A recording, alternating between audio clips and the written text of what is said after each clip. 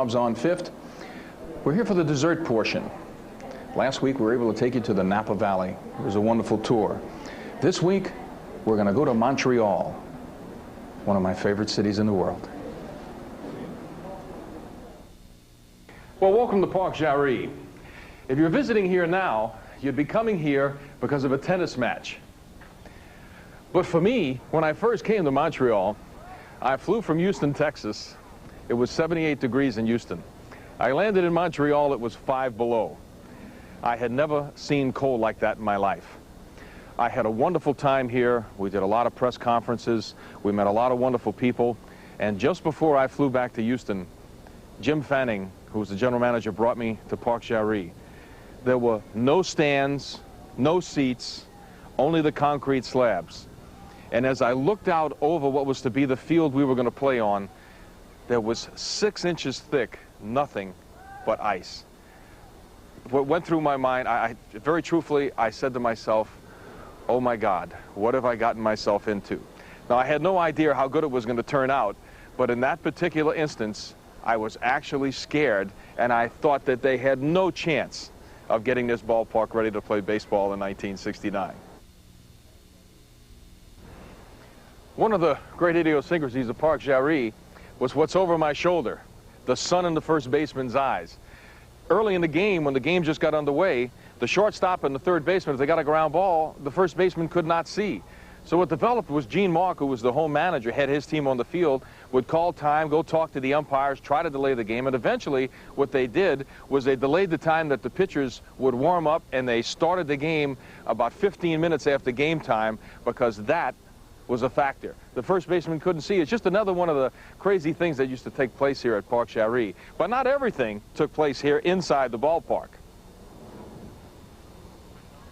One of the great parts of the folklore of Parc Jarry was the home runs hit in this swimming pool.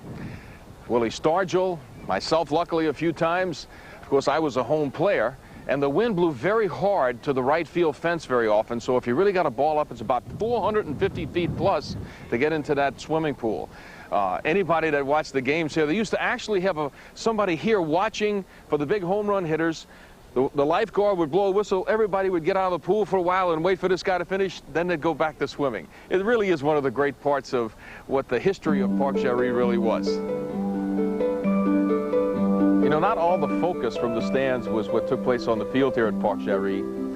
You're looking at the aisle that one of the French-Canadian gentlemen that came to the ballpark every night would just dance like a crazy fool going up and down that aisle. Fernand Lapierre would be the organist, and he would get it going, and the whole stands would be clapping and going along with this guy, the music and the dancer. Just over here, a guy had a seat for a goose, a box seat for a goose. Things happened here all the time. You'd be on the field. A cheer would go up. People would be yelling and screaming and clapping, and nothing was happening on the field. But all of a sudden, you realized that some beautiful girl in hot pants was walking down the aisle. You just never knew what to expect here. And I tell you, one of the things that was really great about this ballpark was a guy named Claude Mouton. He could do things with a name. He could turn it into a song.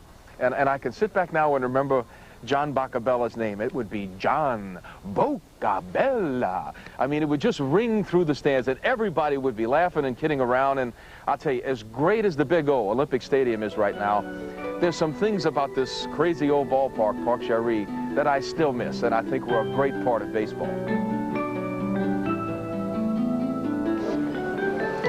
Other things you come to miss when you move around the major leagues are the good friends you make along the way. After our stop at Parc Jarry, we went to the home of some old friends, Simon and Evelyn Senecal. We were joined by my former teammate, Claude Raymond, along with writer radio host Ted Lackman, Expos team doctor Bob Roderick, and another good friend, Marvin Siegel, all to reminisce about the early days of the Montreal Expos.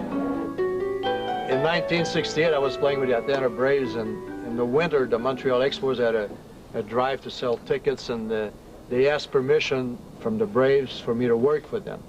And right next to me was Jim Fanning's desk, and Fanning was having coffee in the morning. He said, Frenchie, he said, what if we went out and get Rusty Staub?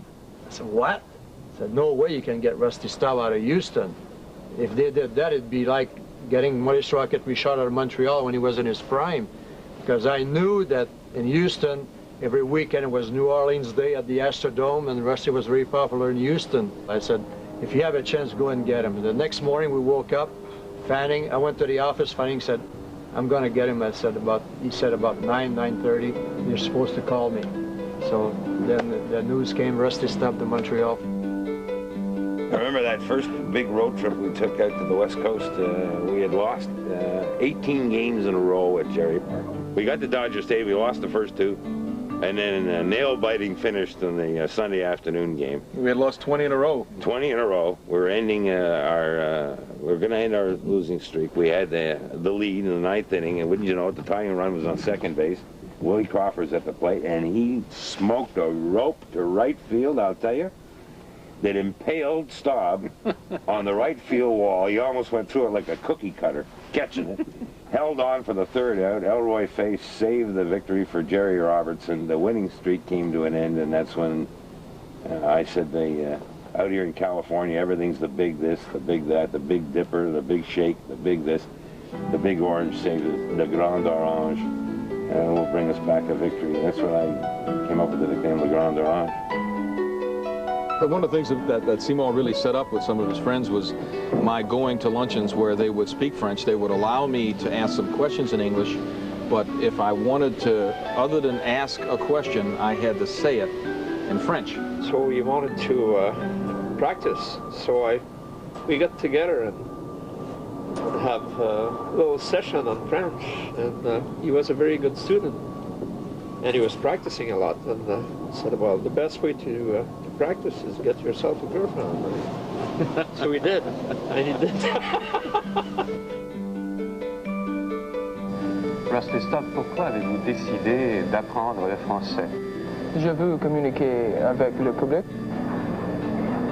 Alors, Rusty, vous avez signé le meilleur contrat de votre carrière, un contrat d'1 an. Est-ce que vous êtes heureux, satisfait? Je suis très satisfait. Rusty, à 25 ans, pensez-vous jouer longtemps à Montréal?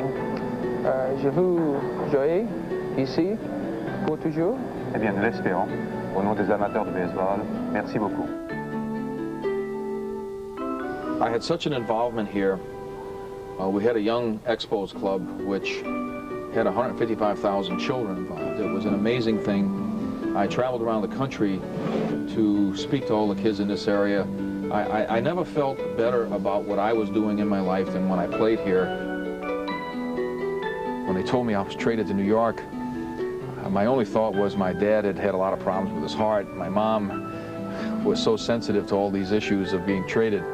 I remembered everything that happened when I left Houston, so I just said, geez, they said, what are you thinking about? I said, I just want a phone. I want to make sure that my mom and dad don't hear about this from somebody else.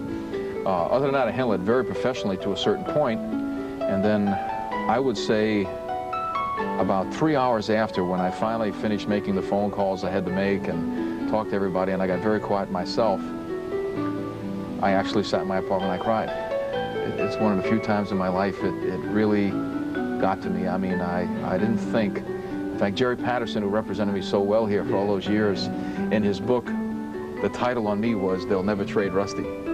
And I didn't think I would ever be traded from here. I really didn't. I didn't know how great it was going to be for me when they did it. Yeah. But when they moved me, it really hurt me as a person.